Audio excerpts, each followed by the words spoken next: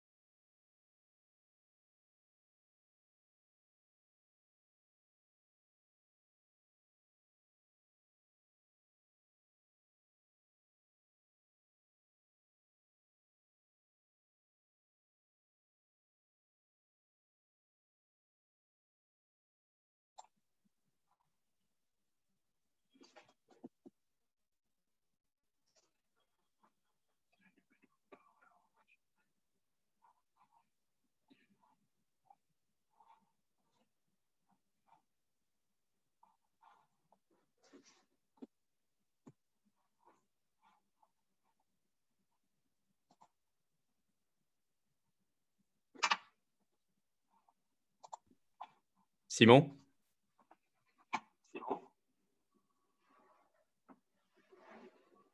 Oui, Bertrand. Ouais, je viens d'avoir Rennes Métropole qui s'excuse. Ils ont l'impossibilité en fait d'utiliser Zoom avec leurs outils. Ça bloque systématiquement. On a essayé une autre solution via une prise de contrôle style TeamViewer ou AnyDesk. Ça marche pas non plus, c'est bloqué. Donc voilà, il pourra pas assister à la réunion. Il Alors, est désolé. on peut peut-être lui permettre de rejoindre par téléphone. Ouais. Alors, hop, donne-moi une petite minute.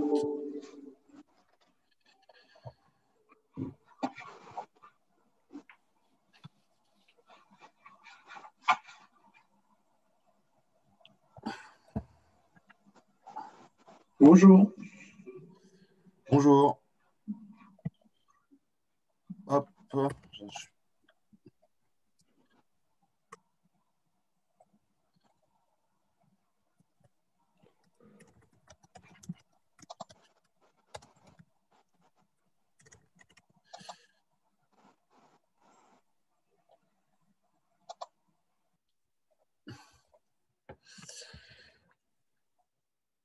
Alors, je vois juste pour lui envoyer rapidement le numéro de téléphone et je suis à vous dans...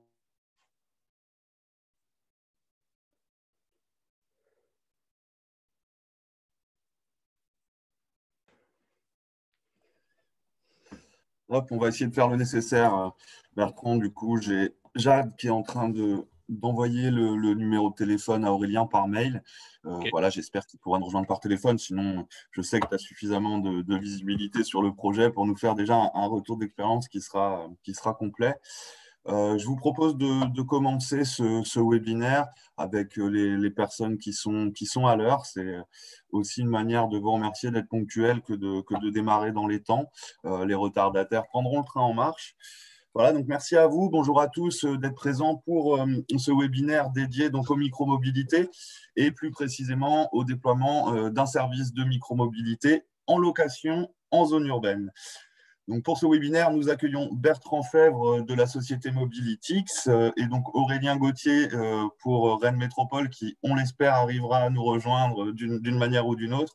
J'aurai l'occasion de les présenter un peu plus en détail en fin de cette introduction. Donc cet événement s'inscrit pour ID4Car dans le cadre des Meetup for Mobility. Donc ce sont nos événements qui sont entièrement dédiés à la filière mobilité et plus précisément dans une série de webinaires que l'on a pensé pour présenter des collaborations entre des solutionneurs du réseau et des collectivités afin de vous prodiguer un retour d'expérience et de vous permettre de gagner en visibilité sur les solutions existantes sur le territoire, d'autant plus lorsqu'elles ont déjà été éprouvées.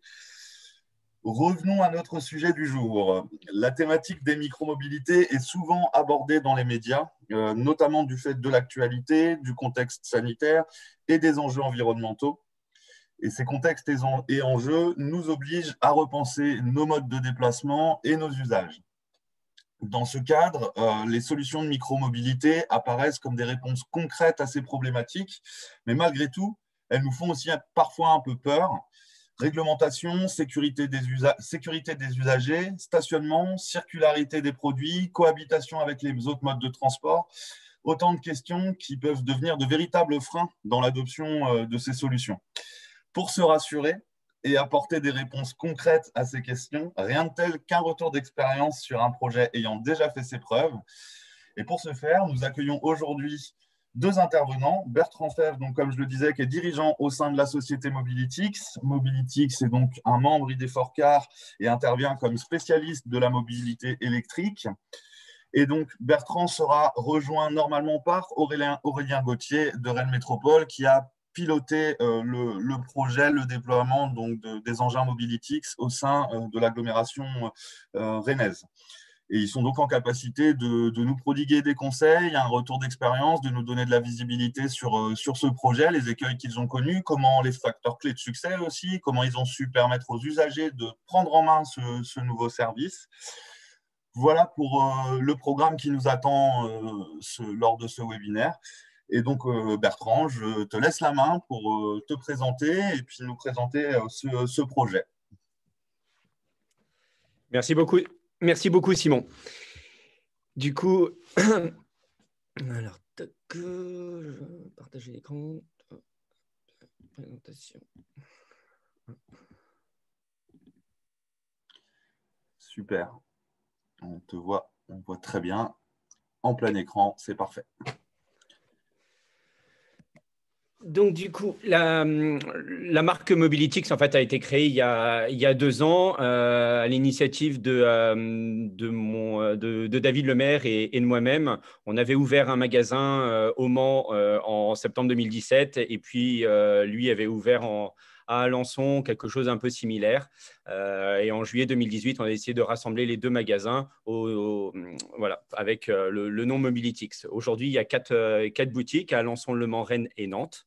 Avec une ouverture prochaine de 3 autres boutiques avant le mois de mai.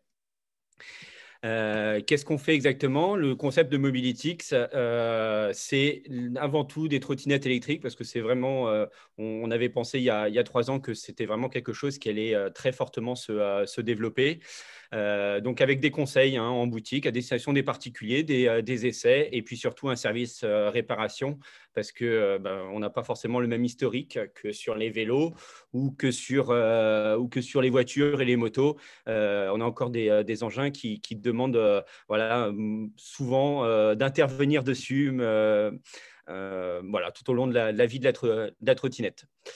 À côté de ça, on avait développé des services annexes qui permettaient de stocker, de sécuriser, de recharger des trottinettes électriques. C'est le service LockerX qui, pour l'instant, n'a pas été déployé, mais qui est en attente d'un essai dans une collectivité. On est sur une application mobile connectée qui permet derrière d'ouvrir un casier, un système de consigne et de recharger sa trottinette une fois à l'intérieur.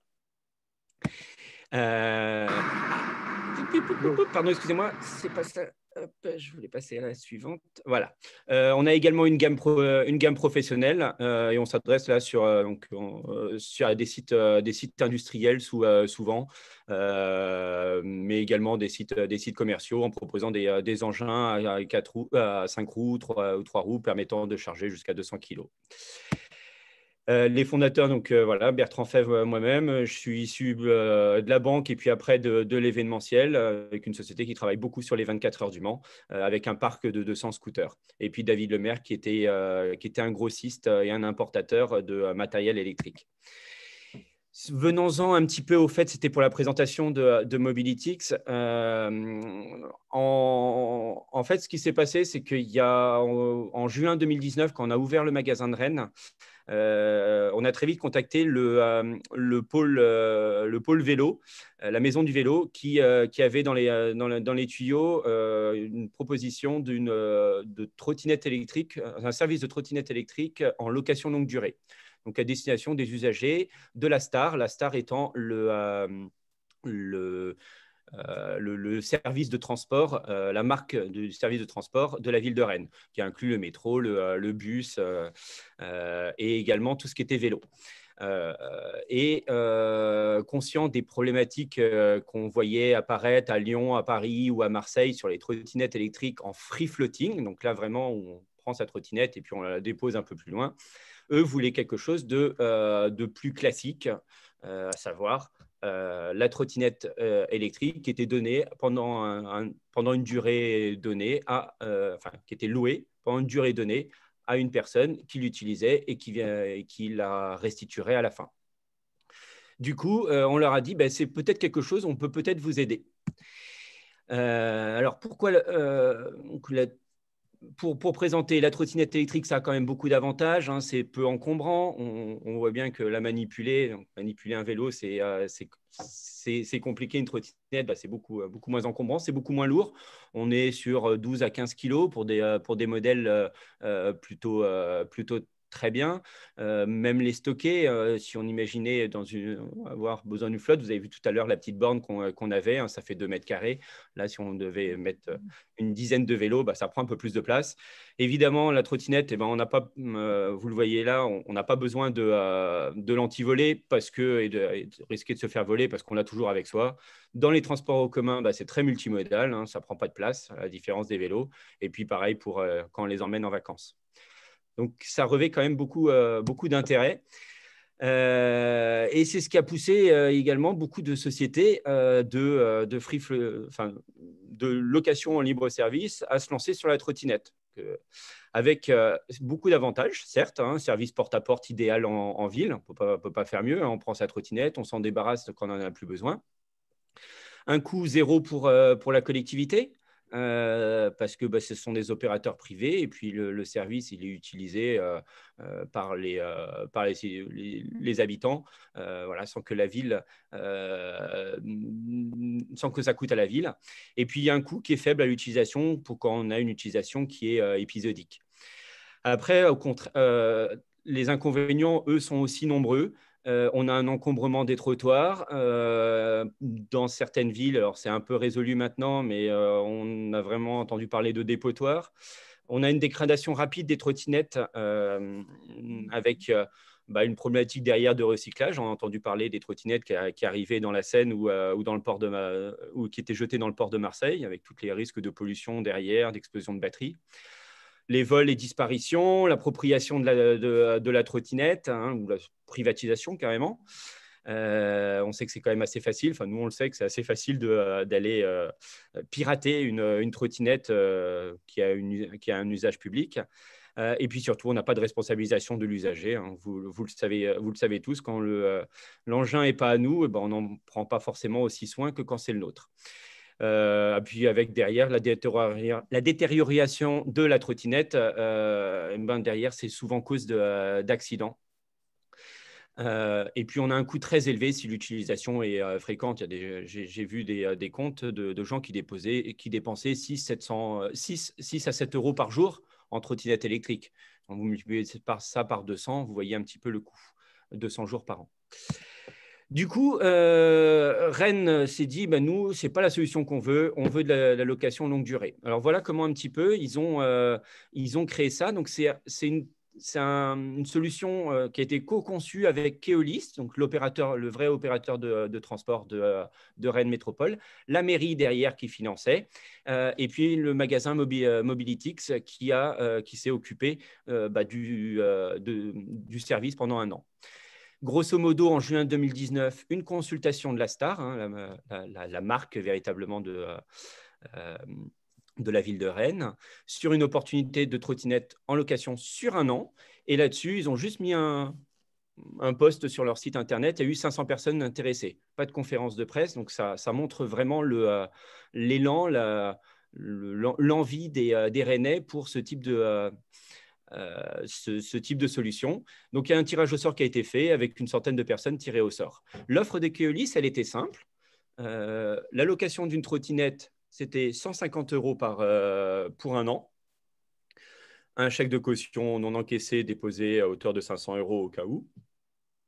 Et puis derrière, une option de rachat par l'utilisateur au bout d'un an de 300 €. On parlait d'une trottinette. La trottinette en question vaut 800 € dans le public. Donc, grosso modo, le client pouvait acheter sa trottinette à 450 € au lieu de la payer 800. Ça restait une option. Il n'avait pas l'obligation. Il pouvait rester en location. Et puis, il y avait une signature. Donc, ça, c'est Keolis qui s'est occupé, via la Maison du Vélo, de signer un contrat entre l'utilisateur et la ville, quoi, grosso modo. Puis en octobre décembre, alors ça a pris un petit peu de temps pour être mis en place. C'est un peu dommage parce qu'on est arrivé à la mauvaise saison. Mais donc, au lieu d'être toutes les 100 trottinettes, au lieu d'être remises à leurs utilisateurs dès le mois d'octobre, ça s'est un petit peu étalé jusqu'au mois de décembre. Et donc, les utilisateurs, enfin ceux qui avaient été tirés au sort, qui avaient accepté de payer les 150 €, sont venus récupérer leur trottinette chez Mobilitix. On va voir après le service vraiment de A à Z de Mobilitix sur la prochaine slide. Et puis, en décembre 2020, certains utilisateurs ont acheté la trottinette, d'autres l'ont restituée.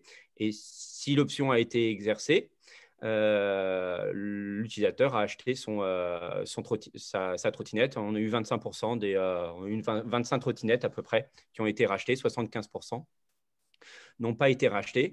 Et donc les 75 autres ont été restitués à Mobilitix, et c'est Mobilitix qui les a rachetés à la ville de Rennes, ce qui fait que Rennes ou Keolis n'avaient plus de trottinettes et plus de risque sur derrière de quoi faire, quoi faire avec cette flotte. Donc voilà le service Mobilitix en lui-même. On était donc on a rempli, enfin on a fait un conseiller en fait sur le modèle de trottinette à privilégier avec les équipes de la Maison du Vélo. Derrière, on a vendu les 100 trottinettes à la Star. On a floqué leurs trottinettes. On a remis les trottinettes à chacun des locataires sur présentation de leur contrat Keolis. Derrière, on a donné une information sur la trottinette, donc sur son utilisation, comment ça marche, le chargeur. Également, on s'était vraiment engagé à faire ça sur la législation. Donc, surtout qu'on était à une époque où la législation bougeait beaucoup. Tout a été modifié en octobre 2019. Donc, une vraie information sur la législation, là où vous avez le droit de rouler, donc en dehors des trottoirs, sur les pistes cyclables, à une vitesse maximale de 25 km/h. Les trottinettes étant bridées, ça ne posait pas de souci. Et puis, on a également beaucoup insisté sur les équipements de sécurité parce qu'il y avait encore beaucoup de monde qui roulait en trottinette, sans casque, sans gilet réfléchissant. Donc, c'était l'occasion pour eux d'acheter dans nos magasins des accessoires complémentaires. On s'est occupé du SAV durant un an. Donc, tout était sous garantie. Et s'il y avait une casse manifeste de la part de l'utilisateur, là, évidemment, on facturait le client, mais selon un tableau qui avait été remis à Keolis. Donc, le client n'était pas, il n'y avait pas de surfacturation. Tout était bien déjà quantifié au démarrage. On a prêté une trottinette en cas de réparation supérieure à 24 heures. Donc, ça, on avait intégré ça dans notre offre. Ça a été très apprécié. Et au bout d'un an, si le client n'a pas racheté, la trottinette revient, on fait un test de la trottinette il y a un reconditionnement éventuel. S'il y a besoin d'un reconditionnement, on facturait Keolis. Et puis derrière, nous, on s'est engagé à racheter les trottinettes à Keolis qui n'avaient pas été achetées par l'utilisateur. Et puis derrière, on s'engage, enfin, on les revend, on les met en location, nous, de notre côté, dans d'autres magasins. Ou si vraiment elles sont dans un état pitoyable, on les recycle avec nos partenaires. Voilà, très rapidement, on va terminer sur les trottinettes de Rennes. Donc, on avait fait le choix d'une trottinette légère, c'était surtout ça, parce que Rennes pensait qu'il y aurait beaucoup d'utilisateurs qui feraient du multimodal. Train, bus, métro, plus trottinette, et que le prix était intéressant. Après, il s'avérait que suite à un compte-rendu dont on va vous parler un petit peu après, la trottinette en question souffrait de certains défauts, un manque d'autonomie, un manque d'étanchéité, on a dû intervenir sur beaucoup de trottinettes par rapport à une humidité qui était présente au niveau des batteries ou du contrôleur. Donc ça a été pris en garantie, mais voilà. Et puis, on a une fabrication qui était Asie. Et c'est vrai que cette année, donc, le contrat de Rennes va être renouvelé, probablement avec une ou deux autres types de trottinettes que vous avez en dessous, donc on recommande. Elles sont toutes les deux fabriquées en France. La Célérifère, en plus, le mérite d'être même fabriquée en Vendée, près de chez nous. Je crois que… Juste, Bertrand, je le souligne au passage que Célérifère est adhérent ID4Car aussi. Voilà, vous connaissez bien et on les connaît bien aussi, du coup. Donc voilà, c'était l'occasion de le placer. Tout à fait. Et je crois que Karim est présent à la réunion et donc interviendra peut-être si vous le souhaitez. Juste, je mets une petite précision. Donc, la Speedtrot GX14, qui représentera le gros de la flotte de Rennes pour 2021, est une trottinette qui était jusqu'à présent fabriquée en Asie et qui devra être fabriquée en France si elle est sélectionnée pour le contrat de Rennes. Voilà, donc maintenant, alors, je ne sais pas si Aurélien nous a rejoint par téléphone. Je ne le vois pas connecté, je viens de regarder, je ne l'ai pas vu. Alors, je sais que le numéro lui a bien été transmis, mais je ne sais pas s'il a réussi à nous rejoindre. Tant pis. Je vais faire la présentation. Donc, normalement, Aurélien Gauthier travaille pour la maison du vélo à Rennes. Donc, il est salarié Keolis et c'est lui qui a géré le contrat pour le compte de Rennes Métropole et qui a fait l'interface entre Mobilitix et Rennes Métropole via Keolis. Donc, ils ont sorti une étude à la fin des 1 an. Pour savoir un petit peu ce que les utilisateurs ont pensé du service de trottinette électrique. 46, le sondage a été… Enfin, 46 personnes ont répondu sur les 100 trottinettes. Sur les 100 utilisateurs de trottinettes, ils étaient assez surpris en fait du taux de réponse. Et au travers, alors il y a 50 slides, mais j'en ai sélectionné 4 ou 5 qui sont un peu représentatives. Je vous invite à les regarder. Donc grosso modo, le profil des répondants, vous avez vu qu'il y avait quand même une grande majorité qui étaient des hommes, 80%, 20% de femmes. C'est aussi ce qu'on voit dans nos magasins. Et avec une majorité aux alentours de 30-39 ans. Voilà pour quasiment 60% d'entre eux. Après, en termes d'activité professionnelle, on a très peu de jeunes, donc c'est aussi ce qu'on voit dans nos magasins, majoritairement des employés et des cadres, pour 80%, pour 80, 30, 56, pour 80% d'entre eux. Les vrais motifs d'utilisation de la trottinette électrique, c'est très clairement, alors c'était un questionnaire à choix multiples, vous pouvez mettre plusieurs coches, mais c'est majoritairement des déplacements de domicile-travail. Les gens achètent une trottinette électrique pour aller au boulot matin et soir. Derrière, il y a d'autres utilisations, mais c'est majoritairement pour ça. Et on le voit, ils l'utilisent. Pourquoi la trottinette ? Surtout parce que c'est plus rapide. c'est fou. On a tous les transports en commun qu'il faut dans des grosses agglomérations. Mais on s'aperçoit qu'en trottinette électrique à 25 km/h, eh ben on est plus, enfin, voilà, on va plus vite qu'avec les transports en commun et a fortiori avec sa voiture. Et puis, la deuxième réponse, c'est que c'est mieux pour l'environnement. Donc là, une fois de plus, on voit à quel point les utilisateurs alors de trottinettes sont attachés à ce respect de l'environnement, que ce soit pollution sonore ou pollution atmosphérique. Voilà, déplacement domicile-travail. Donc, vous le voyez, alors il y a 30% des utilisateurs qui le font avec les transports en commun, en multimodal, et puis 60% qui sont vraiment d'un bout à l'autre du trajet. En fait, en général, ils commencent par le multimodal, et puis très rapidement, ils se rendent compte que sur des trajets, notamment métro ou bus, ils peuvent remplacer ça par la trottinette, si on prend des trottinettes qui ont une bonne autonomie.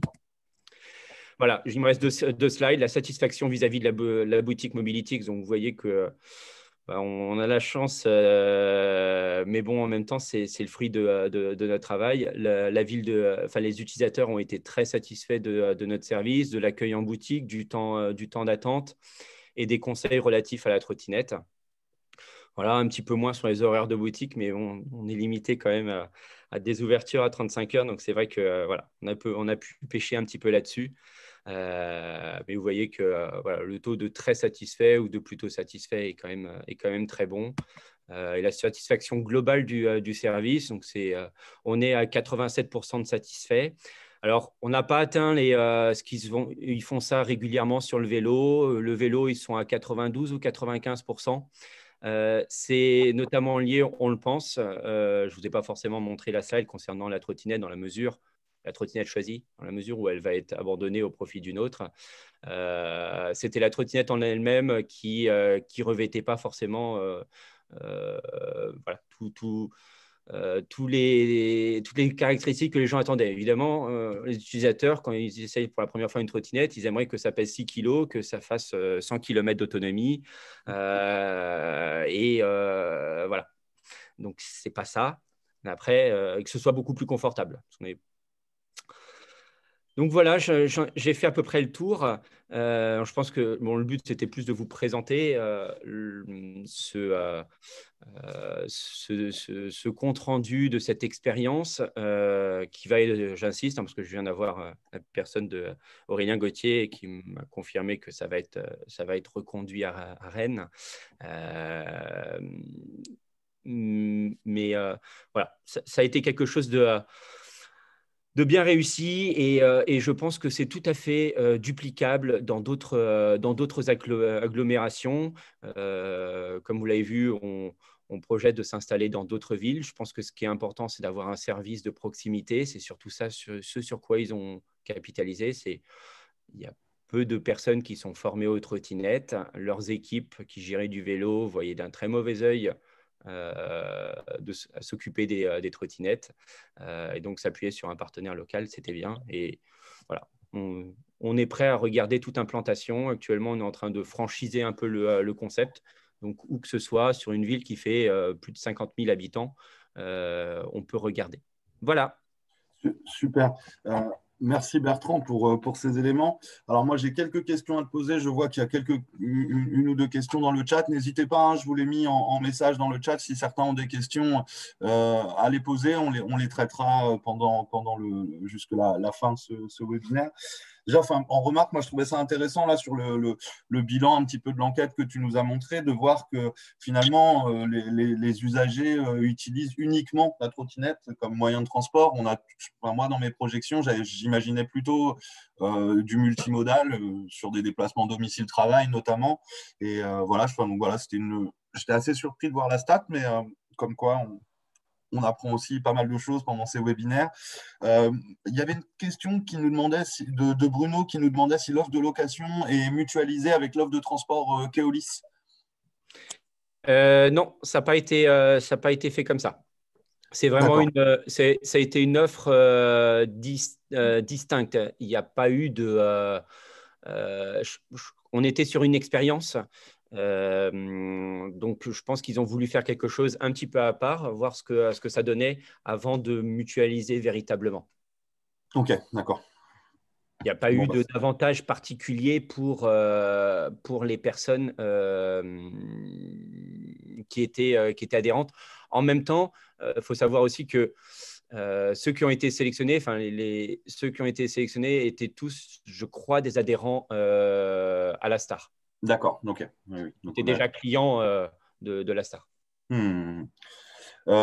Si tu parlais de projets duplicables, est-ce que, il y a besoin d'une taille critique? Est-ce que tu estimes que, par exemple, tout type d'agglo peut potentiellement se positionner sur un projet comme celui-là?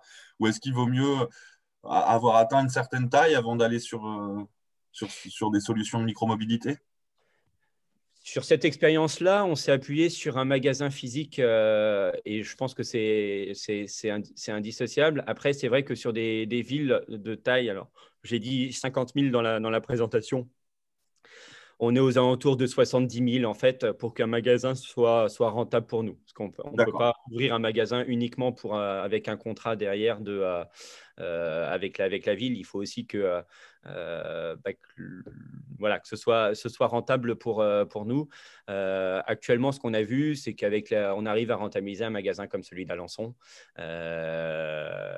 où on a 70 000 habitants au niveau de l'agglo.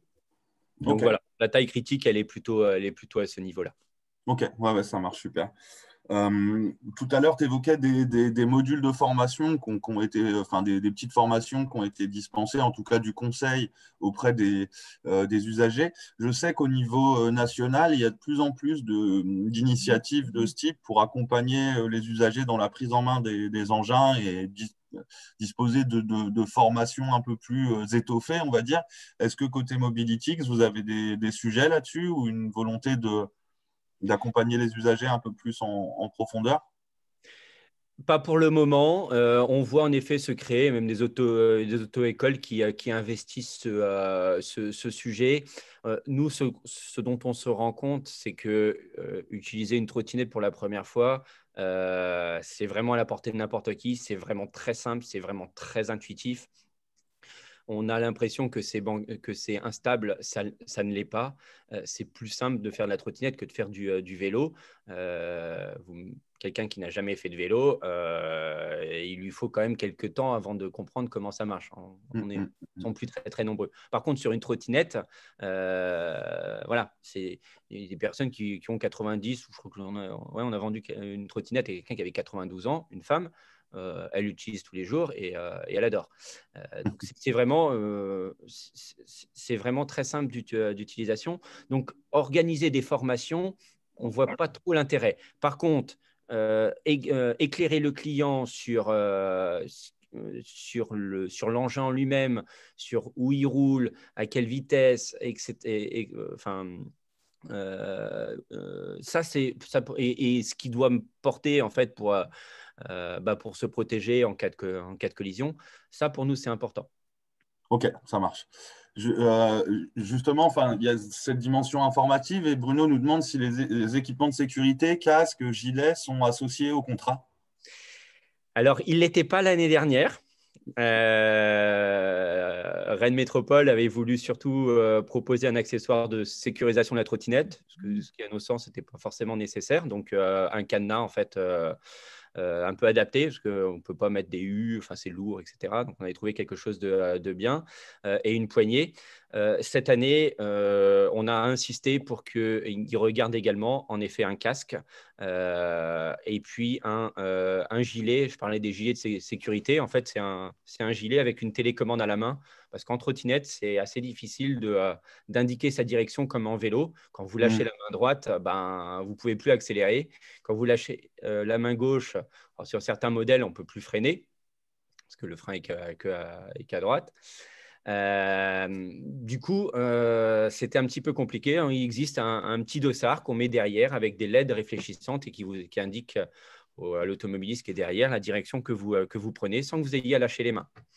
Et ça, on a beaucoup insisté auprès de Rennes pour que cette année, ils choisissent un casque. Donc, en plus, on a mis les casques qui sont les plus à la mode aujourd'hui, avec un choix d'une 10 ou 15 modèles, enfin, coloris différents. et 3 tailles. Que, vraiment un beau choix pour chacun de leurs utilisateurs. Ok, super. Et ça fait partie en effet du contrat, ce sera intégré dans le contrat s'ils le prennent. Ouais, c'est intéressant de voir que voilà, finalement, ce premier projet n'était un peu embryonnaire et auquel vous venez rajouter des briques supplémentaires au fur et à mesure. C'est positif. On a d'autres questions qui tombent. Merci à vous. N'hésitez pas, hein, vraiment, faut profiter de ces temps-là. Euh, du coup, quel a été le coût global pour Rennes Métropole de cette expérimentation? Alors, j'imagine qu'on est sur des informations un peu sensibles. Oui, tout à fait. Là-dessus, je suis désolé, je vais pas pouvoir répondre. Il était bien inférieur au prix d'une trottinette. Il est compensé, comme vous l'avez compris, par à la fois l'achat et enfin l'achat soit par Mobilitix, soit par le client et par le coût de la location. Après, vous comprendrez bien que ce genre d'information, on ne peut pas le communiquer, mais si des collectivités sont intéressées, qu'elles n'hésitent pas à nous contacter et puis voilà, on verra avec eux en fonction du nombre de trottinettes et du type de trottinette qu'on pourra faire. Super. On nous demande, est-ce qu'on a un taux d'accident en termes d'accidentologie? Est-ce que tu as concernant les trottinettes ou l'expérimentation qui a été menée à Rennes, est-ce que vous avez eu un retour là-dessus? Je ne crois pas qu'il y ait eu de slide dans le compte-rendu Keolis sur le taux d'accidentologie. Alors, bon, sous couvert hein, de mon confrère de Keolis, je ne sais pas. Après, ce que les enquêtes actuelles prouvent que l'accidentologie est similaire à celle du vélo. Il n'y a pas plus d'accidents graves en vélo qu'en trottinette. Il y a eu des chiffres publiés par les hôpitaux. Alors, je crois que c'est la PHP, enfin, les hôpitaux de Paris. Malgré ce que pouvaient dire beaucoup de nos journalistes, il n'y a pas plus d'accidents en vélo qu'en trottinette. Ok. On nous demande aussi, est-ce qu'il y a des précautions particulières liées notamment au contexte sanitaire, aux conditions sanitaires et aux enjeux Covid? Non, justement, c'est tout l'intérêt de la trottinette en location longue durée. Vous êtes propriétaire pendant un an de votre trottinette, à la différence peut-être du libre service où je vous invite à chaque fois que vous prenez un nouveau vélo ou une nouvelle trottinette, vous lavez les mains voilà, avec du gel hydroalcoolique avant de prendre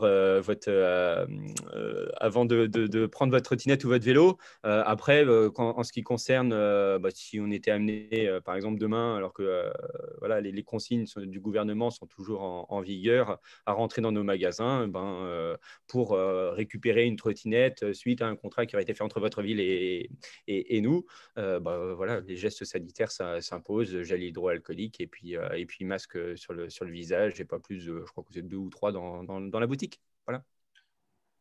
Ok, Ça super. répond à votre question, mais non, il n'y a pas. Au contraire, j'ai tendance même à dire, par rapport au transport en commun, la trottinette, vous êtes au grand air, donc vous avez peut-être moins de chances de choper cette saleté que dans une atmosphère confinée voilà, d'un bus ou d'un métro. En effet, c'est vrai que les engins de micromobilité s'imposent aussi comme des solutions viables comme alternative au transport en commun. Et c'est vrai que dans le contexte qu'on connaît, c'est une des seules solutions, malheureusement, quand elles ne sont pas en free floating, mais bien en location, comme tu le dis, Bertrand, qui permet de contourner un peu ces problématiques malgré tout.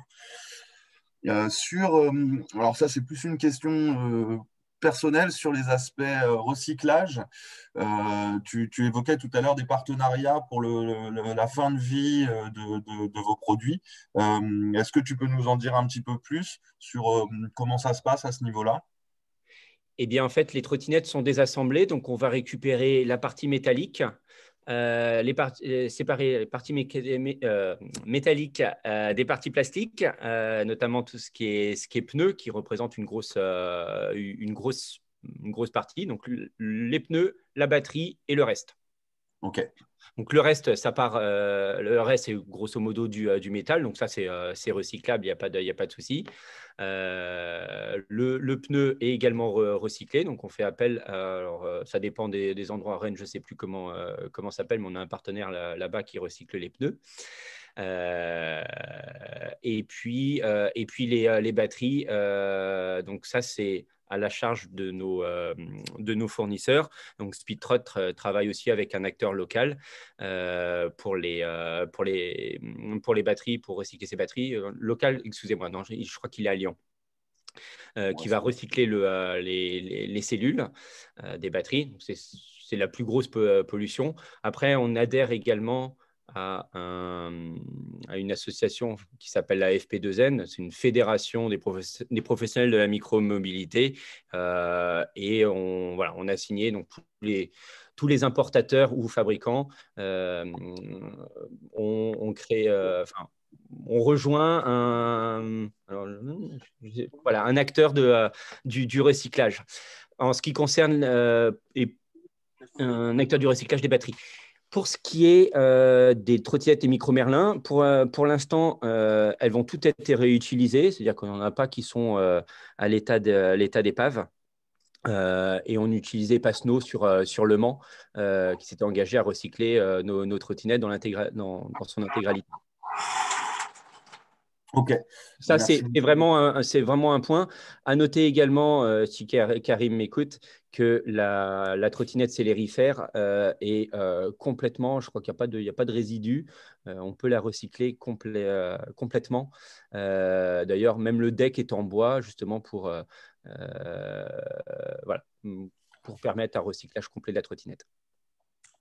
Super. Alors, on a pas mal de petits points à traiter. Merci. Moi, je trouve que c'est intéressant parce qu'en plus, c'est vrai que c'est des sujets qui font souvent polémique, cette question de la recyclabilité des engins de déplacement personnel ou de micromobilité.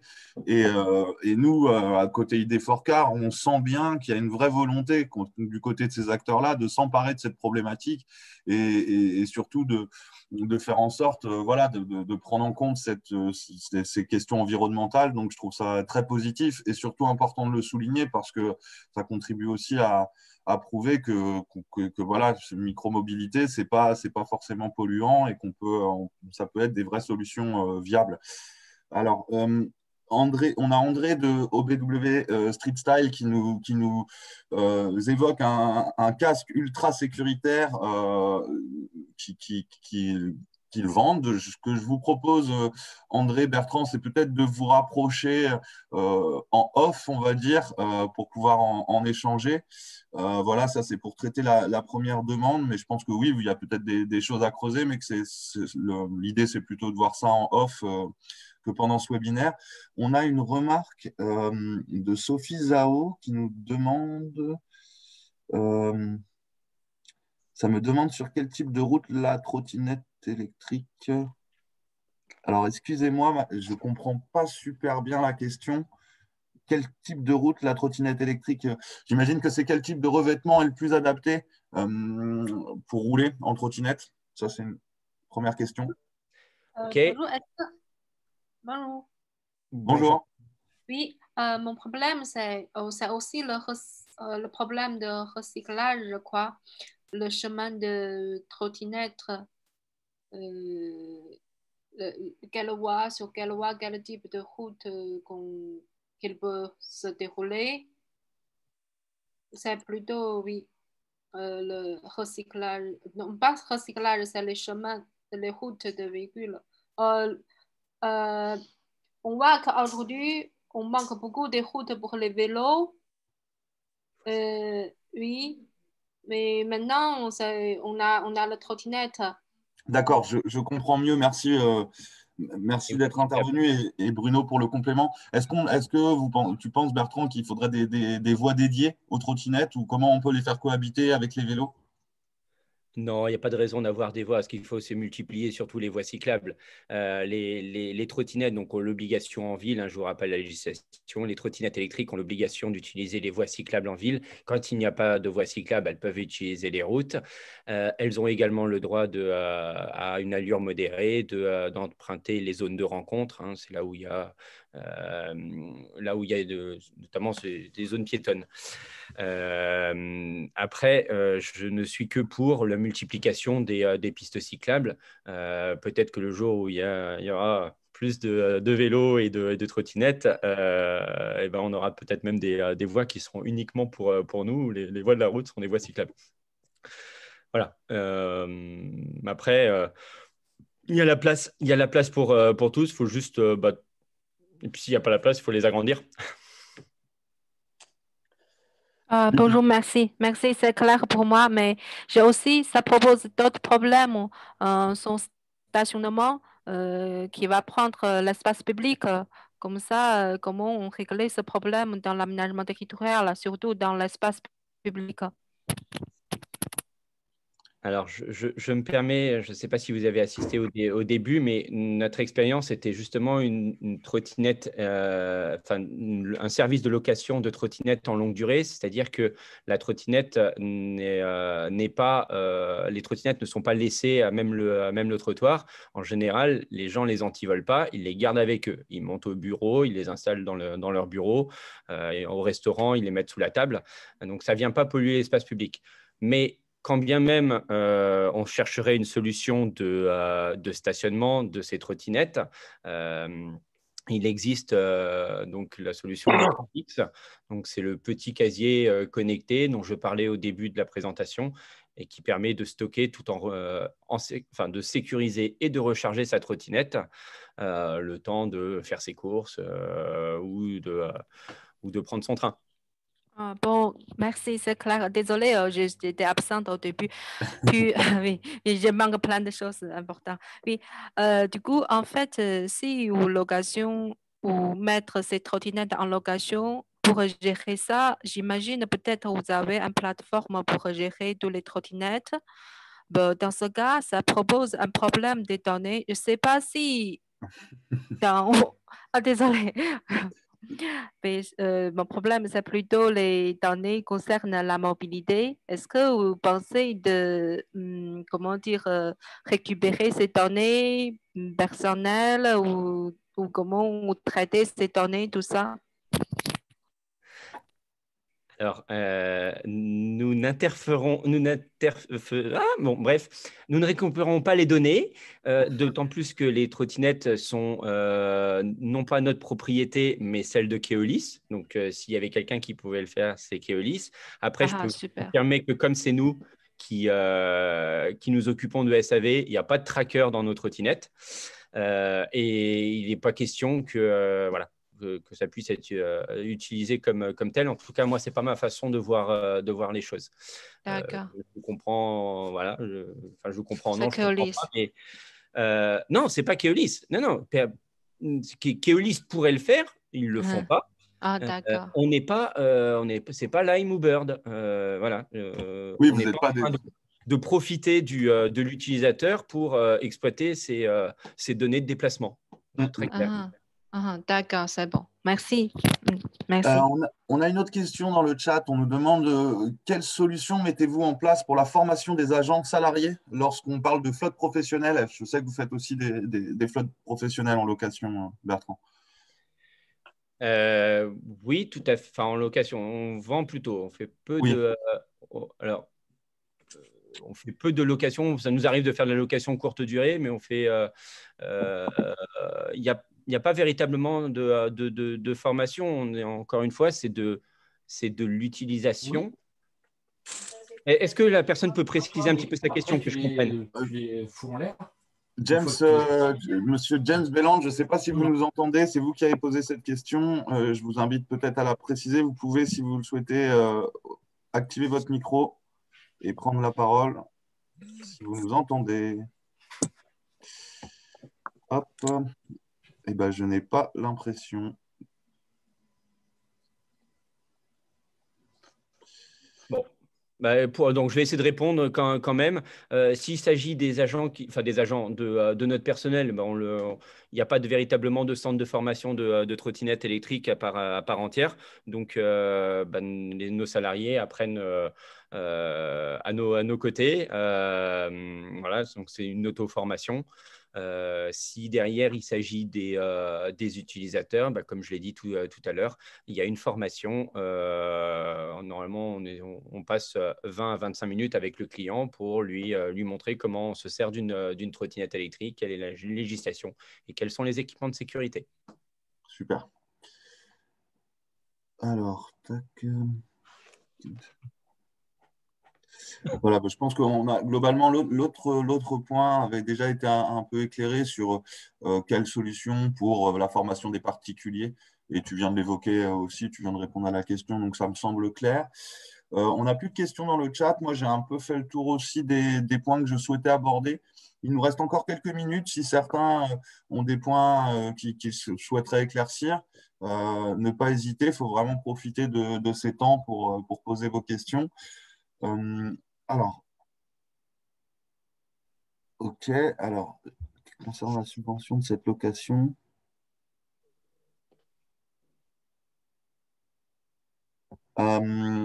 alors, Bonjour. Oui, désolé pour mon mal français. pas de problème. Oui, c'est juste moi, je vois que maintenant, si le trottinette privé, certes au public, ça va réduire l'utilisation de transport public. Mais pour payer le frais de transport public, je sais qu'on a certaines subventions, une tarif réduction pour les étudiants, pour les chômages, tout ça. Mais maintenant, si on a le trottinette pour les privés, on paye cette location en tant que notre transport général. Est-ce qu'on a certains avantages ou certaines subventions pour cette location, pour le paiement de trottinette? Désolé, est-ce que vous comprenez? Oui, c'est clair. C'est clair, merci. Là, ça va dépendre. Rennes n'a pas fait quelque chose de particulier, mis à part subventionner en partie ce service-là. Après, je ne sais pas dans quelle ville vous êtes, mais il faudrait voir si dans la ville où vous êtes, il serait susceptible d'utiliser le même service et peut-être d'avoir des offres différenciantes en fonction de l'utilisateur. En effet, chômeur ou étudiant, on pourrait peut-être, comme dans certaines villes, bénéficier de tarifs préférentiels. Je sais comment la location d'un vélo est moins chère pour un chômeur que pour un habitant du Mans. Et le prix est même plus cher pour quelqu'un qui est en dehors de la métropole. Oui, je pense que c'est des choses qui sont vraiment laissées finalement aux villes et aux agglos qui définissent leur politique mobilité et qui définissent aussi les avantages qu'ils peuvent donner à certains types de populations. On nous demande aussi la durée de vie d'une trottinette Mobilitix. Donc, j'imagine que ça dépend des engins, mais est-ce que tu sais estimer un petit peu, notamment peut-être pour celle de Rennes ou celle que vous allez déployer sur 2021, voilà, quelle est la durée de vie moyenne à peu près? Alors, on a fait le choix de monter en gamme cette année pour plusieurs raisons. Les clients voulaient du confort, les utilisateurs voulaient du confort, voulaient plus d'autonomie et voulaient de l'étanchéité, ne plus être embêtés à cause de la pluie. Si on résout ces trois problématiques, mécaniquement, en fait, on augmente la durée de vie de la trottinette. Je m'explique. Alors, c'est un petit peu technique, mais sur la batterie représente 50% du prix d'une trottinette. Si vous avez une grosse autonomie, vous rechargez moins souvent. C'est logique. Si vous avez 40 km, vous rechargez moins souvent que si vous en avez 20. Là, le nouveau modèle, il fait plutôt 40 km et l'ancien modèle fait 20. Et une batterie est donnée pour un nombre de cycles de charge. Quand je branche, comme votre téléphone portable, je le branche, je le débranche, ça consomme un cycle. Si vous avez peu de cycles, l'autonomie de votre batterie elle va durer. Si au contraire, tous les jours, vous branchez, vous la rechargez tous les jours, quand bien même vous n'avez pas utilisé toute votre autonomie, Et ben là, au bout de 2 ans, on estime que l'autonomie aura perdu 25%, l'autonomie de la trottinette aura diminué de 25%. Du coup, voilà, on conseille aux gens, quitte à payer un peu plus cher, de prendre des autonomies plus importantes pour avoir une durée de vie de la batterie plus longue. Après, je parlais également du confort. On avait fait le choix à Rennes de prendre des roues en gomme dure. Donc, enfin, des roues en gomme, pour ne pas avoir de problème de crevaison. Quand vous faites ça, ça veut dire que derrière, le cadre de la trottinette est plus sollicité. Il y a beaucoup plus de vibrations sur une roue dure que sur une roue gonflable. Et donc, la durée de vie, pour la partie mécanique, va être plus restreinte. Après, évidemment, il suffit de resserrer de temps en temps quelques boulons. Mais ça prend forcément du jeu. Donc, la bonne solution actuellement, c'est la roue gonflable à l'avant pour avoir un maximum de sécurité dans les virages, dans les courbes, et puis une roue dure à l'arrière qui va quand même conférer la puissance. Okay. Dernier point, donc c'était le confort et puis l'étanchéité. Et ben, c'est vrai qu'il y a encore 95% des modèles sur le marché qui sont non étanches. Alors, on parle d'IP65. Ça veut dire qu'en cas de grosse pluie, vous pouvez avoir de l'humidité dans la trottinette et donc derrière, un risque. Hop, c'est bon, j'ai désactivé le micro. Tu peux reprendre. Et puis, et donc de l'humidité dans la trottinette, il va y avoir de la corrosion et petit à petit une obsolescence un peu non programmée, une obsolescence de la trottinette, ou du moins il va falloir intervenir dessus. Après, on insiste sur le fait que chez nous, tous les modèles qu'on vend, ils sont tous réparables, c'est-à-dire qu'on a les pièces. En tout cas, pendant la durée de vie, pour théoriquement, ce qui est vendu en France, normalement, maintenant, c'est 10 ans. Nous, on a vendu des trottinettes il y a 3 ans, on a encore les pièces. Après, c'est toujours un petit peu délicat. Je pense qu'avec les 2 modèles qu'on a, sous 5 ans, on aura encore les pièces pour les réparer. Et pour Karim Célérifère, j'en suis encore plus sûr. Super. Alors, on nous demande si, mais je pense qu'on l'avait déjà évoqué, mais est-ce que l'assurance est comprise dans la location? Est-ce qu'il y a… En fait, c'est le SAV, hein, Bruno, si tu veux préciser, mais il me semble que c'est ça que tu veux savoir. Alors, l'assurance, ça a été un sujet parce que en septembre, initialement, quand on a fait le contrat, l'assurance n'était pas obligatoire.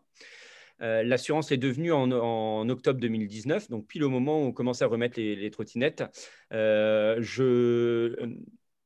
C'était une obligation et donc Keolis a assuré l'ensemble de ces trottinettes. Ce n'est pas Mobilitix qui s'en est occupé.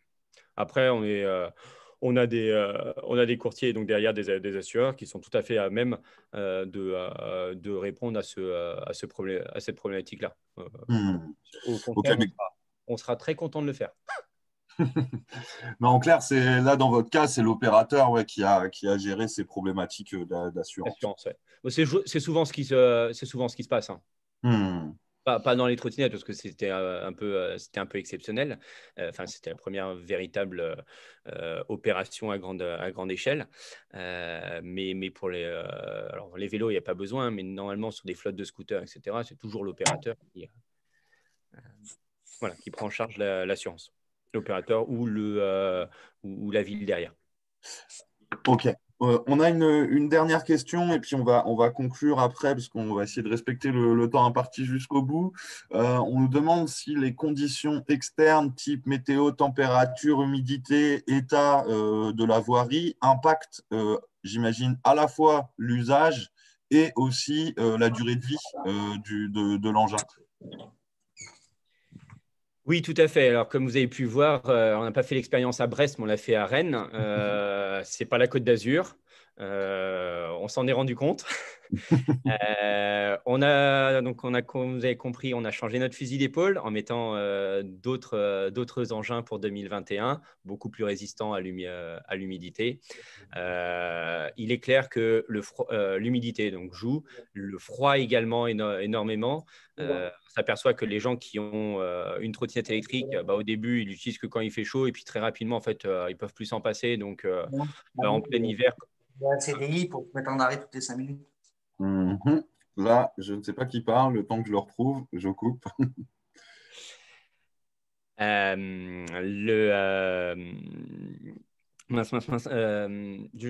Du coup, j'ai perdu le fil, pardonnez-moi.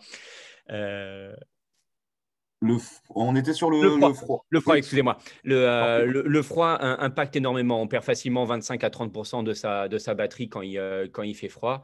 Et un usage prolongé au froid impacte donc la durée de vie de la batterie et donc de la trottinette. Donc froid et humidité, c'est clair. Après, quand il fait… on n'a pas ça sous nos tropiques, mais s'il fait plus de 35 degrés ou plus de 40 degrés, pareil, les batteries n'aiment pas trop. Donc là aussi, après, c'est rare qu'on ait des longs mois avec ce type de température dans nos régions. Oui, tout à fait. Super. Et ben, je pense qu'on a fait le tour. Merci Bertrand. Moi, je trouvais que c'était hyper intéressant et puis c'était hyper complet. Donc, merci beaucoup. Voilà, je sais. Est-ce que toi, tu as des choses que tu souhaiterais rajouter avant qu'on referme gentiment ce webinaire?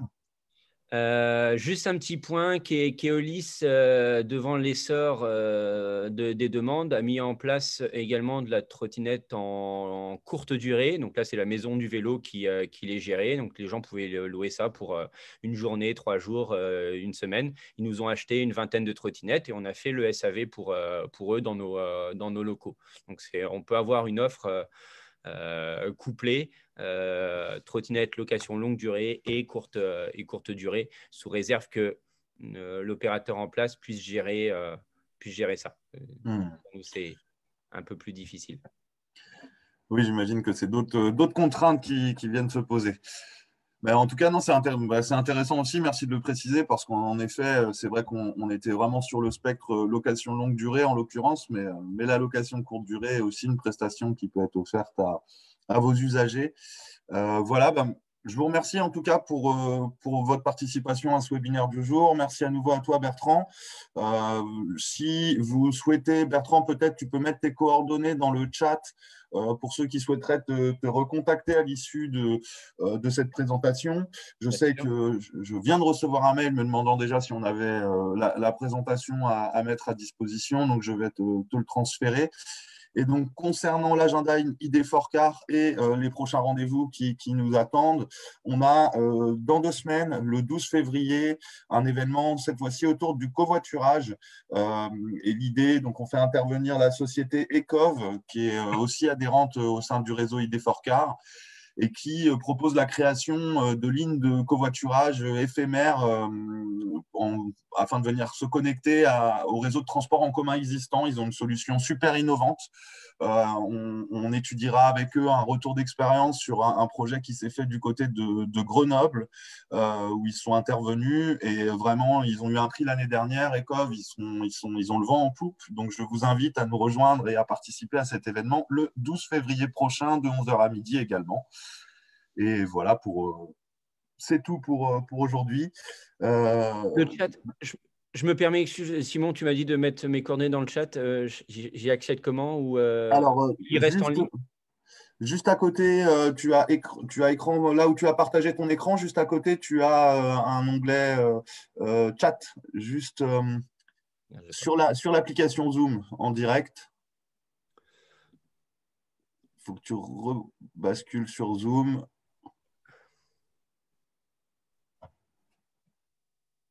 Hop. Tu vois mon écran? Là, je l'ai enlevé. J'ai enlevé le partage de ton écran. OK. Bon. Si tu veux, de toute façon, ou sinon, si tu veux, ce qu'on peut faire… Tu peux me le faire. C'est bertrand@mobilityx.fr, tu le mets et puis ça va être plus simple. OK, très bien. Voilà, donc pour ceux qui le souhaiteraient, qui souhaiteraient recontacter, voilà. Bertrand, il y a un D. Hein. Avec un dé, ok. Tac. Merci beaucoup, David, d'avoir été plus réactif que moi et d'avoir mis l'adresse. Merci à tous encore une fois et bon appétit, bon week-end et au plaisir de vous retrouver sur les événements ID4Car. À très bientôt. Au revoir. Au revoir, messieurs, au revoir, mesdames.